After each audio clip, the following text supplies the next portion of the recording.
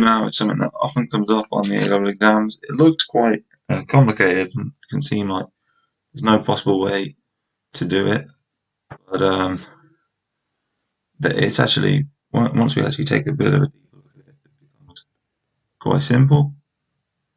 And there's just a formula you can use. So if we take a look at Rcos x minus alpha, here x is a variable, okay, and alpha is just going to be some constant. We can still use the double angle formula, the addition formula, sorry. So this is r, and then we get cos x alpha, and if you haven't seen the addition formula, be sure to check out the last video. Sin x sin alpha. Okay, and if we rearrange this, sorry, I'm wrong. This is an x here. This is equal to r cos alpha cos x plus r sin alpha sin x. And r cos alpha and r sin alpha are just constants because r is a constant and alpha is a constant. So let me say this bit here is equal to a, and this bit here is equal to b. Okay. So now we can see here, if r cos alpha is equal to a and r sin alpha is equal to b, square in this, so r squared cos squared alpha plus r squared sin squared alpha is equal to a squared plus b squared. Cos squared alpha plus sin squared alpha is 1. So r squared is equal to a squared plus b squared. This implies r, this here, is equal to the square root of a squared plus b squared.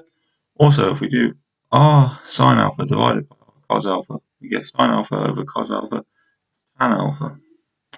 That's equal to b over a. That implies alpha is equal to inverse of tan b over a.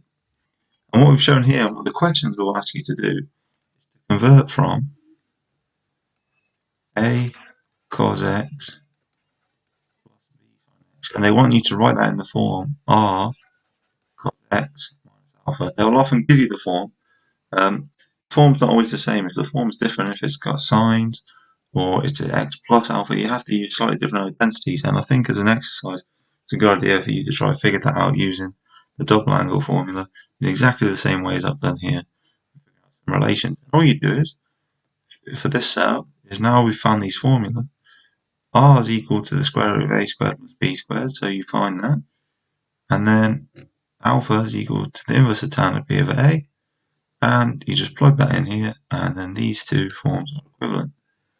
Okay, so this is where these two things are true. Okay,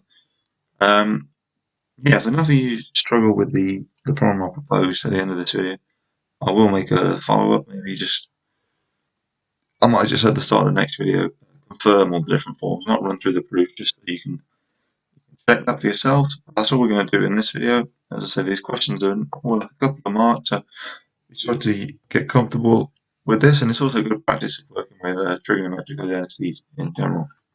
If you've got any questions, let me know down in the comments below. But for now, that's it. If you did enjoy this video, please be sure to subscribe, and I hope to see you in the next one.